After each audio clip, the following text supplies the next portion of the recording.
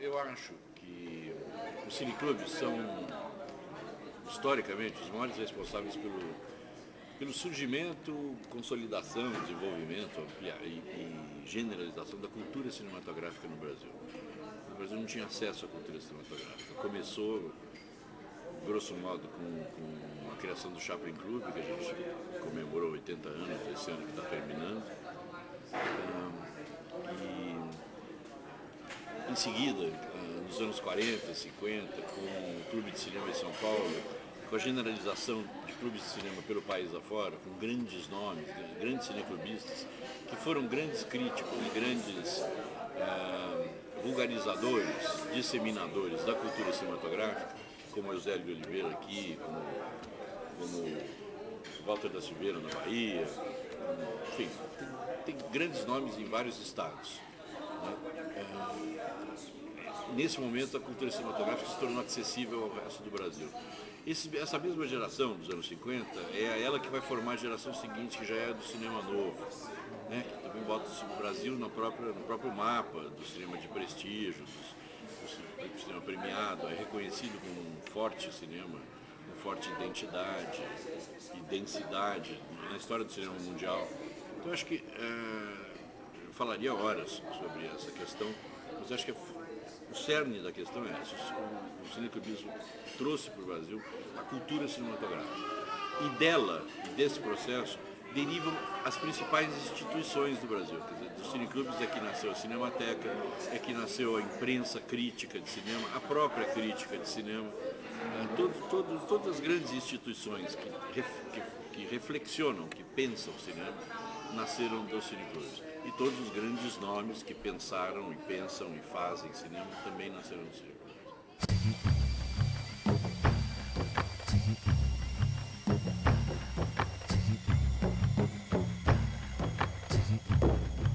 A Jornada Nacional de Cineclubes é o nosso congresso, é o nome tradicional, né? A primeira jornada foi feita em 1959, é o nome tradicional do nosso congresso, que atualmente se faz a cada 2 anos, durante um longo período da história foi anual.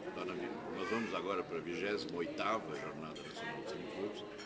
É uma ocasião que se reúne cineclubes do país inteiro, em grande número, uma ocasião de ação política, de reflexão e de festa, né? É um negócio muito legal, reúne centenas de pessoas. Essa última, que foi realizada há 3 semanas em Minas Gerais, tinha quase 130 cineclubes. Então é um momento muito importante de democracia, de deliberação. Os cineclubes avaliam, ela é organizada com grupos de trabalho, mesas de discussão, e depois as plenárias deliberam o resultado desses trabalhos. Então é um momento de muita democracia, de um exame mais profundo, mais rico e mais democrático da situação do cineclubismo em relação ao cinema, em relação ao país, à cultura no Brasil, de onde a gente tira grandes resoluções, as diretrizes do movimento cineclubista para o período até a próxima jornada.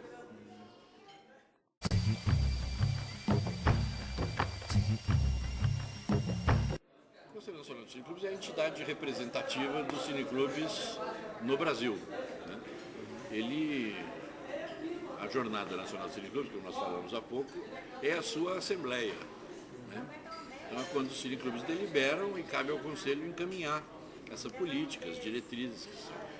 É ele que é o interlocutor do Estado, né, que tem avançado muito nas políticas públicas para a área do cineclubismo. É ele que é o interlocutor das outras áreas do cinema, junto aos realizadores e outros segmentos do cinema. E é ele que representa o movimento cineclubista também no plano internacional, onde tem havido um desenvolvimento muito grande. O movimento cineclubista está crescendo muito no plano internacional. E o nosso presidente, o Antônio Claudino de Jesus, é o vice-presidente da Federação Internacional de Cineclubes. E nós temos sido sede já de 4 encontros ibero-americanos de cineclubes. Vai acontecer um agora em janeiro, em Atibaia, no estado de São Paulo. E a gente está a caminho, talvez surja desse encontro, talvez de um próximo, de formar uma confederação latino-americana de cineclubes. O Conselho Nacional de Cineclubes é a nossa entidade que conduz essa política mais geral, sempre muito calcada num processo. Tem várias instâncias de participação regionais, quer dizer, a gente tem o Conselho de Representantes que são eleitos nas federações e com base no número proporcional de cineclubes. Então você tem a possibilidade de ter representado inclusive minorias, posições divergentes, tal, que tem assento num grande conselho que orienta o Conselho Nacional de Cineclubes. Você tem diretores regionais fazendo representar regiões onde o movimento cineclubista não tem federação, tal, ainda não está tão organizado, esse tipo de coisa. Então o Conselho conduz essa política com base em vários níveis de representatividade e de democracia.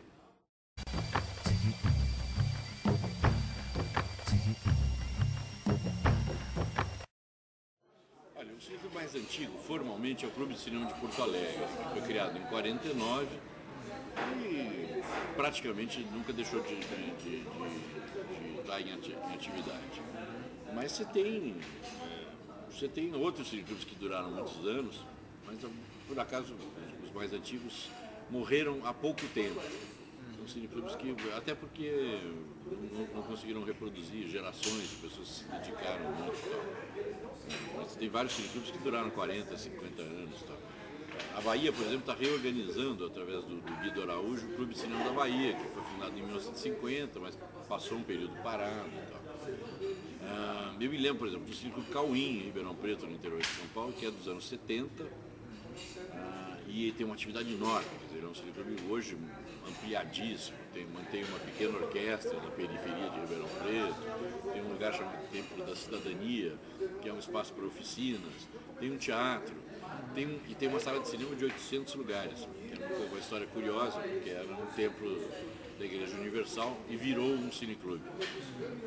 Mas você tem o Cineclube Lanterninha Aurélio, de Santa Maria, no Rio Grande do Sul, que também é dos anos 70 e mantém o Festival de Santa Maria, que é um festival cada ano mais importante, né, de produção de curta-metragem, exerce uma influência grande na região, ali do interior do Rio Grande do Sul.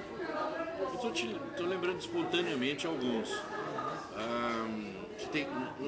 No Rio, por exemplo, eu acho que se destaca o conjunto da obra, quer dizer, você tem cineclubes muito diversificados.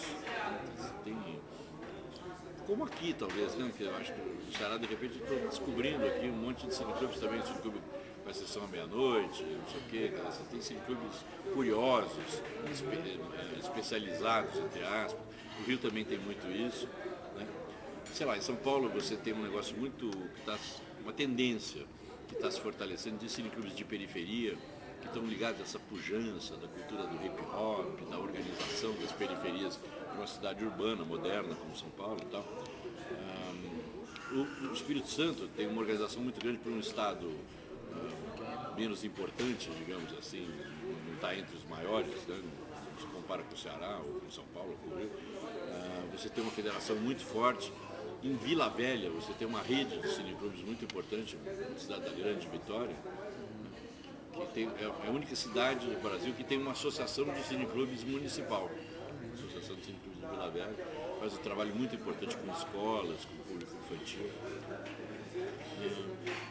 Sei lá, tem cineclubes importantes em Brasília, interessantes cineclubes de sindicatos bancários.